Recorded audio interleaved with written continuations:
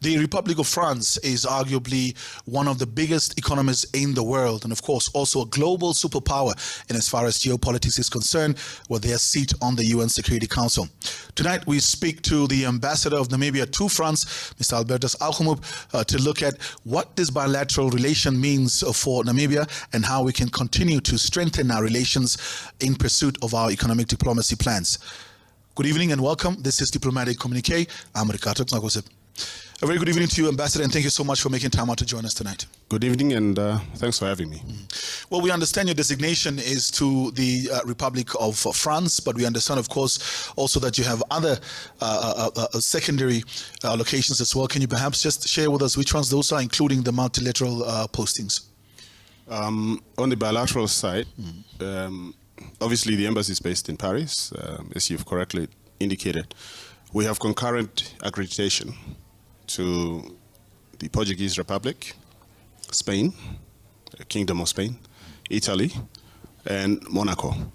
That's the 5 countries that we are responsible for as an embassy. On the multilateral side, we have obviously the biggest organization headquartered in Paris is UNESCO. In Madrid, Spain, we are responsible for the UN World Tourism Organization, which is the specialized agency of the United Nations focused on tourism. In Lisboa, Portugal, we cover CPLP, which is the organization for Portuguese-speaking countries.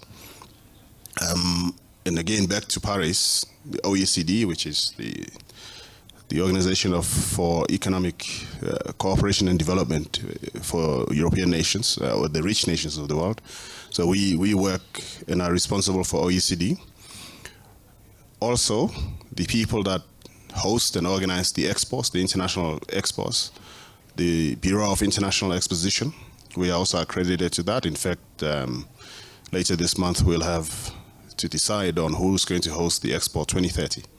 So those are the organizations and countries that we are responsible for. I don't want to preempt, but are we throwing something in there in the running? For Expo 2030? For the Expo 2030? I think we remain hopeful, but you don't live by hope only. You have to put a plan in place. Yes. Talking about plan, I think for the layman on the street, many times we use the words bilateral, multilateral. Can you perhaps, just for context for the layman on the street, unpack what those two different terms mean and perhaps the differences between the two? Well, in really simple terms, multilateral diplomacy and practice refers to international organizations and the relationship between those organizations. In this context, it is how Namibia is represented in the international organizations and what role we play within those world organizations. As I've said at the beginning, in the case of France, UNESCO representation, UN World Tourism Organization, and so forth, Namibia has representation. That's the multilateral space, because we deal not on a bilateral basis, not on a one-to-one basis, but we deal with a community of nations and put our voice out to be heard within that community of nations. The bilateral relations refer to country. So that would be where Namibia-France relationship would fit, Namibia-Spain, and so forth. And that would, in a nutshell, be the difference between the two concepts. And in terms of, I think, the focus for this year's, the 9th session of the Head of Missions Conference, the Head of State, of course, pointed out the economic diplomacy is going to be the key priority for all diplomats of the country, and that's why you were gathered here in Windhoek. Let's start off with Spain. I think with one of the countries that we have one of the oldest economic ties with. We know, of course, that they are a country that's huge with fishing. Pescanova, amongst other big companies, have been operating here in the country. Can we reflect on that relationship with Spain?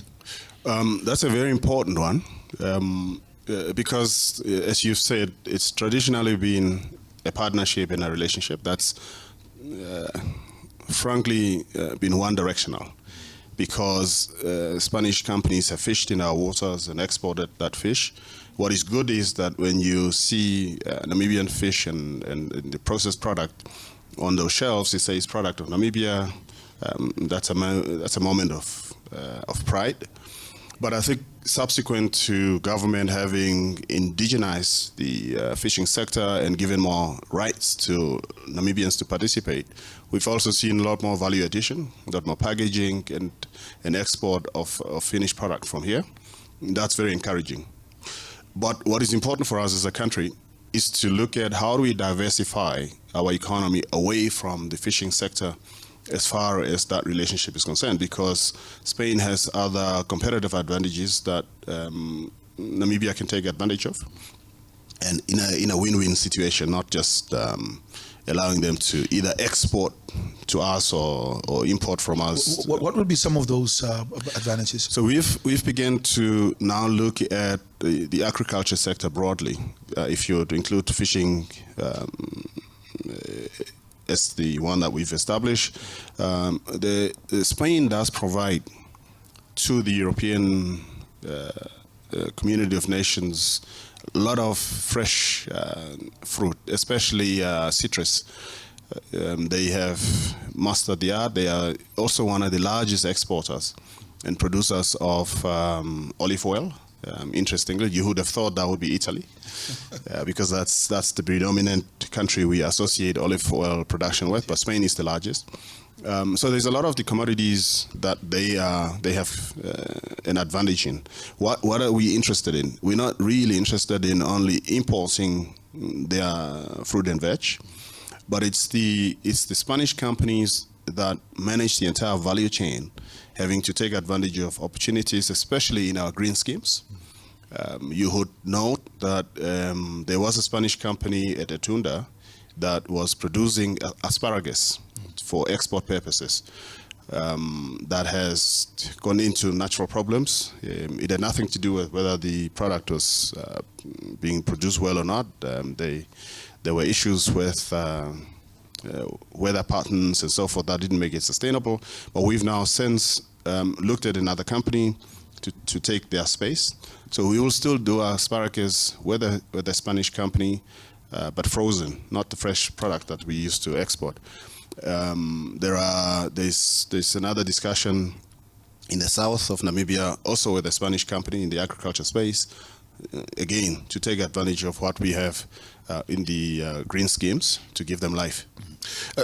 Before I move away from Spain, I know we've got quite a lot of ground to cover. I just wanted to ask, and I think this perhaps also goes together with Spain and Portugal, since Portugal is also in the fish business.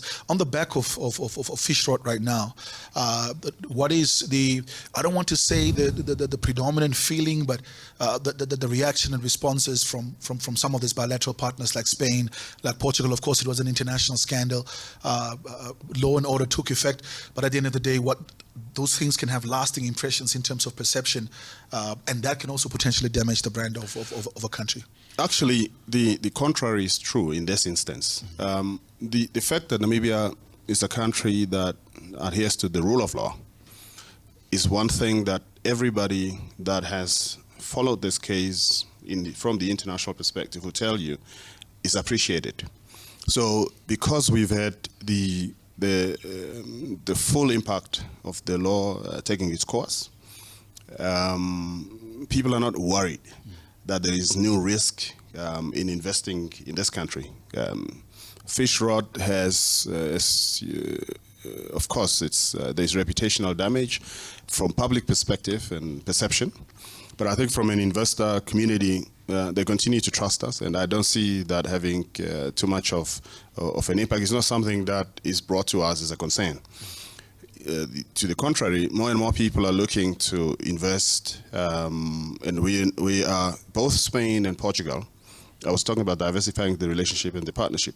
We're now moving more into the blue economy in a broader sense. Namibia is now a draft blue economy policy, which will inform how we interact with these partners in that space. But both of them have a very strong drive to develop the sea and the marine environment. And when we're talking about that sea development, I think before we go for the quick break, there's of course also the aspect around maritime safety and security. We know, of course, we've been working closely also with the likes of Brazil to protect the South Atlantic Ocean. But I mean, who can argue with us that the Portuguese with Vasco da Gama were some of the first ones really and specialized in that space? Absolutely. And recently, as recent as last month, our Minister of Fisheries was in Portugal. There is a discussion on two fronts. One is the broader blue economy collaboration. So we will hopefully be signing an agreement soon, defining what those parameters are. But the second and more important one is on the illegal and unidentified fishing. That's a major concern, and these countries have developed systems that are automated using a lot of the modern technology, AI applications, to help monitor these coastlines. Portugal, 3/4 of Portugal is water. It's a small country, but with that, they have developed a high level of expertise in protecting their coastline, protecting the product that comes from the ocean, and developing it as part and parcel of their economic miracle, as it were, because Portugal has come out in the last 20 years to be one of the countries with the fastest growth rate. They've done certain things in the ocean economy, and we are now beginning a partnership based on that. Excellent. Comrade President, Ambassador, we're going to take a quick short break before we continue. You're watching Diplomatic Communique, and I'm chatting with the Ambassador to France as we are unpacking the bilateral relations and all the missions that he's covering on in the program that focuses on our foreign services. Stay with us. We'll be back after this break.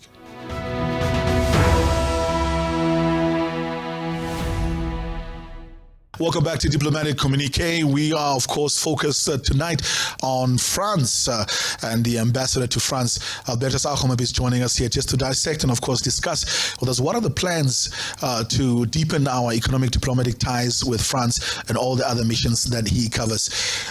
Ambassador, a bit earlier on, of course, we were reflecting on the bilateral side of things, just on Spain as well as Portugal, but I'll be doing it a disservice if I don't touch on Italy and, of course, close over with France before we look at the organizations. With Italy, there is a huge interest right now. Namibian dimension stones are hot off the press, particularly marble as well. But we are seeing, of course, that there's a lot of Chinese investment also taking part in that space. How do things look, particularly with Italy and potential economic opportunities for Namibian businesses? Again, Italy is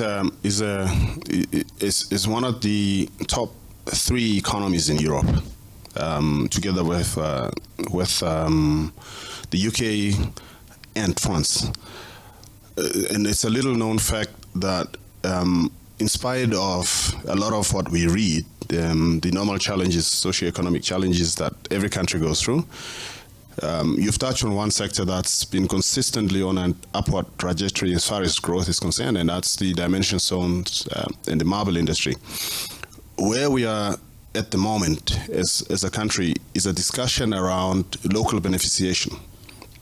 Because as you'd see, all of the trucks that we see go to Walvis Bay with a lot of our stone, that's big blocks, unprocessed. And that, I think, is contrary to what government wishes to see.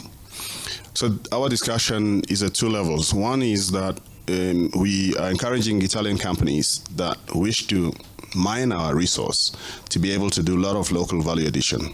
The second thing is around the area of training and further beneficiation. In other words, looking at how do you set up local capacity, especially in dimension stones, in the parts of the country where most of that comes from, to enable local entrepreneurs to move beyond mining, but to actually be able to set up little factories and then ultimately being able to own shop fronts where locally produced product is available locally, but also for the export market. And that's the area in which, as a mission, we are particularly interested in focusing on. Are we seeing a positive response from private and public sector in Italy? Both, actually, because at the government level, there's a draft agreement that we are looking at to complete now. But from the industry itself, the industry associations that deal with dimension stones and the whole value chain, there is a partnership and working at the level of the industry, the broader industry in Italy. You are speaking to all of the role players from the private sector participants through those associations. And that's where we are focusing our attention. Because what you don't want to do is spend a lot of the effort on individual companies. But at the level of the association, you'll know who has what strengths And that's the partnerships as a country. There's a certain level of due diligence, of course, being done already by the association itself. Absolutely. Confidence and trust for business. Because that means you are a member in good standing, and hopefully, as a country, we can have trust that and do our own further due diligence. Well, France, of course, the main designation and where you are based has been a long-term partner of Namibia since independence, and particularly in the area of culture and education. Perhaps we touch on that first before we look at the economic opportunities. Culture, the cultural space for France as a country is a big part of their DNA, if you like. And therefore, the Franco-Namibian Cultural Center was born out of the French interest in promotion and propagation of cultural products. And that's a joint venture. By the way, most people think that it's just a French investment in Namibia. The property that housing belongs to us as the Namibian government, and it's a joint venture partnership where the soft parts of it promote French language and so forth. But that was the first, and as you know, many Namibians have gone on to study in France. Private sector companies have had students take up legal practice, courses, and so forth. But I think, as you would know, the next part of the biggest French investment, if you like, at the moment is what everybody's speaking about, the oil and gas space. Oil and gas is what we're looking at, and it seems like Total Energies is really taking a leap to the front on both ends, in both the green hydrogen as well as the hydrocarbons. Talk to us about that and how they're approaching that for Namibia. So, we all know Total Energies rebranded, and it's focused on the complete value chain and in all of the aspects, the whole energy mix. They see themselves as a complete provider of energy solutions.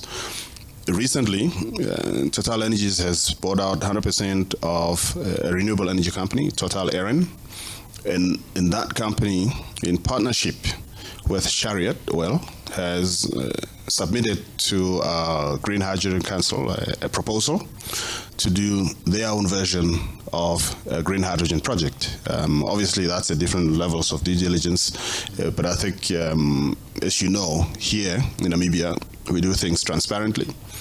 We're not at the stage in this space where we accept unsolicited bids. So there will be a due process in which they must participate.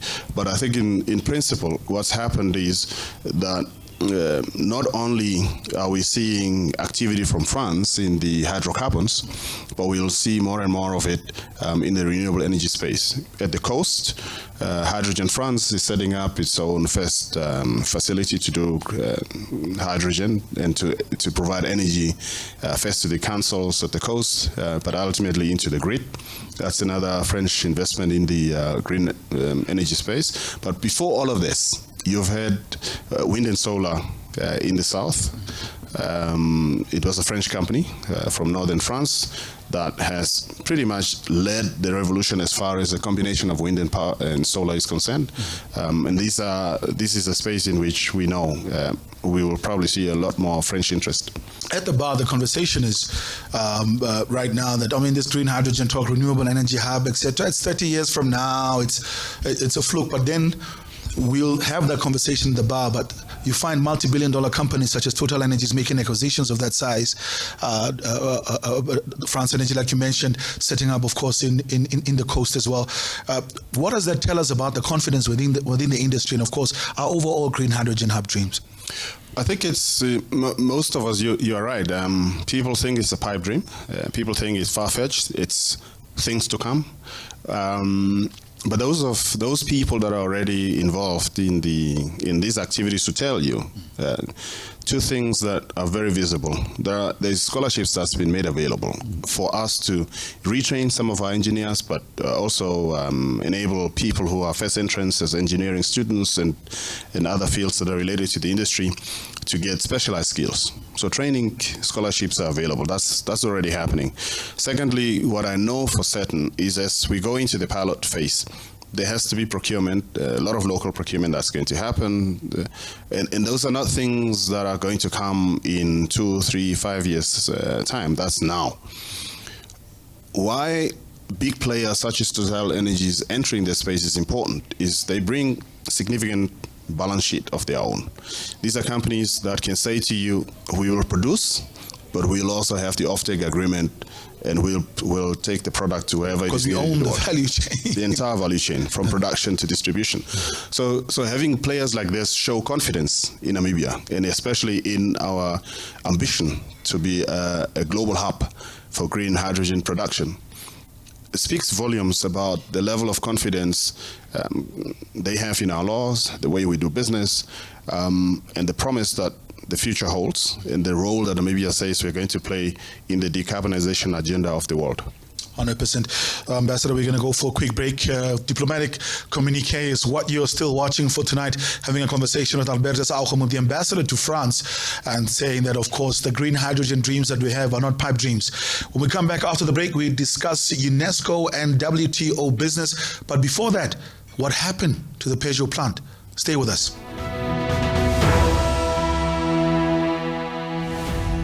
A small country like Namibia, of course, that has a big footprint internationally, relationship with a big powerhouse like France geopolitically. What does that mean? What are the benefits? We're chatting with Albertus Aochamub, the ambassador to France, concerning the bilateral relations between the two countries and how we can deepen economic diplomacy.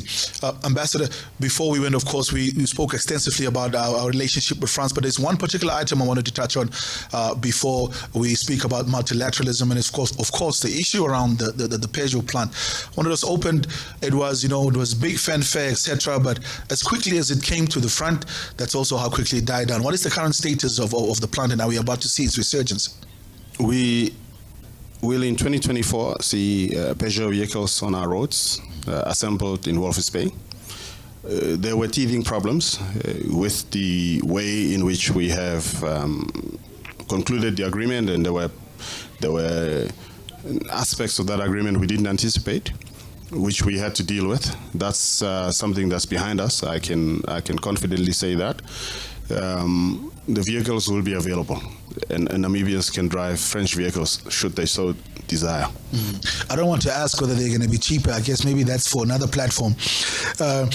Let's really move over to multilateralism. One of the themes that also came out very strongly during the opening was, of course, the cry out from both the Deputy Prime Minister as well as the President on the fact that we are potentially losing multilateralism.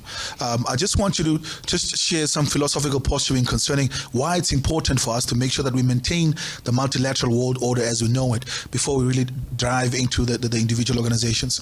There is for us as a country, remember the President also reminded us at the opening of this conference, and as he's always done when he discusses our role in the world, because of the genesis of our own story, that we are a child of international solidarity, midwife by the United Nations, as he puts it, means that we understand the value of countries and nations interacting in the furtherance of world peace, managing conflicts and resolving conflicts wherever they may occur. That can only happen when countries speak with the same voice on a platform where everybody's equal. The United Nations system provides us that platform. There is no, you're a small country, you're a big power difference. Every voice in that space matters. We know the value of it, and this is why Namibia continues to play its part, also contributing troops, police, and so forth, peacekeeping missions we participate in all manners. We make our contributions because we know that that's the only safe platform where everybody is equal and every voice can be heard. Outside of it, you're going to have big powers running over everybody else, and an international rules-based system, such as we have with the United Nations, gives us all a platform, as I said, to promote world peace and resolve conflicts wherever they may occur.